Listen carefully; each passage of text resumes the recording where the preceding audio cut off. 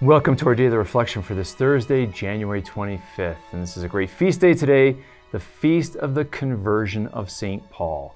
And why is that such a big deal? Well, Paul was known as Saul, and he was the leader of the persecution against the early church. And he was the greatest opponent to Christianity. And, very networked. He was close to the chief priests and brilliant, studied under the top Jewish rabbi. And he was going to be the successor to Gamaliel, and yet he converts, and he becomes a great convert. And today what we hear in the Psalm, which is Psalm 117, is how all the nations will give praise to God. And we hear in the gospel today, Jesus' summons to the 12 and to the apostles to go and proclaim the good news to all the nations. And of course, the conversion of Paul will lead to the nations hearing the good news. Nobody is a greater evangelist than Paul himself. And so we have, when we celebrate his great conversion, because that great grace of conversion to Paul will lead the gospel being proclaimed to so many nations and to so many of the Gentiles. He'll be known as the apostle to the Gentiles, to the nations. And so we are grateful as a church. And one lesson that I want to take away in the story that we have, there's a couple optional readings today, but the one I want to highlight is from Acts 22, where Paul relates his own conversion story.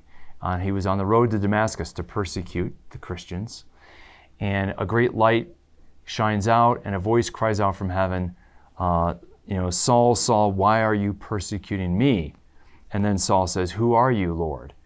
And he says, I am Jesus of Nazareth, whom you are persecuting. Now, Saul was persecuting the early Christians.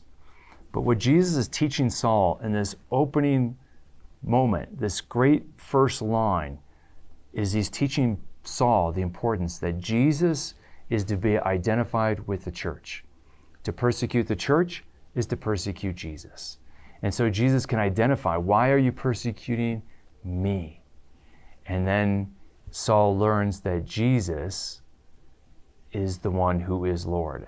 I am, ego eimi, that is the word for I am, who is God in his revelation to Moses at the burning bush in Exodus 3:14.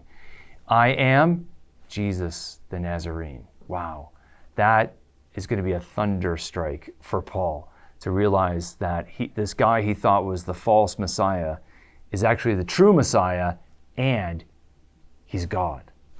That will be a major paradigm shift for Paul. And he is going to radically change his thinking and his way of life because of it. And so today, as we reflect on the conversion of Paul, let's realize that we want the grace to see the truth about God and the truth about the church. Sometimes we like to just see the church as a human organization, like an NGO, but it's not just human. It also has a divine identity. It is the body of Jesus Christ.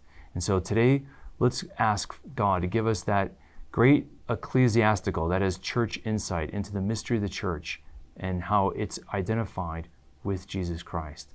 May our eyes be opened, as Saul's was, to the truth about Jesus and the truth about the church. Jesus reveals both to Saul of Tarsus on the road to Damascus, and it changes Saul's view of the church and of God.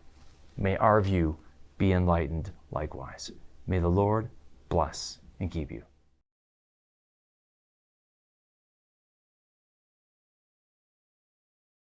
This daily reflection is brought to you thanks to the generous support of the Mission Circle.